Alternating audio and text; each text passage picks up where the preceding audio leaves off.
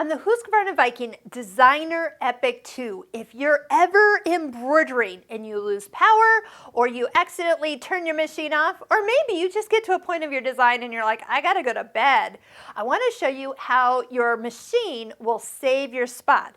So I've gone ahead and just stopped in the middle of a design. I know that design stitched out there, but I've kind of restarted it, and I want to show you what it's going to look like. So the machine goes off, and whenever you get back to it, so the very first time you get back to the machine, you're going to go ahead and turn it on and let it come back on.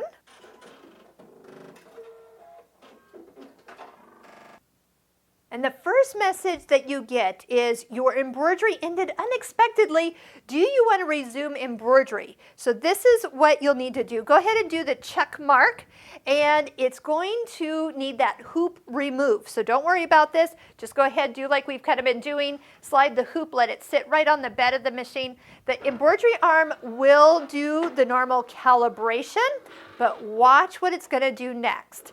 I could hear the feed dogs kind of re-engaging. Here comes the embroidery arm. It says to attach that hoop. That's the one that it remembered you using. So then touch the check mark.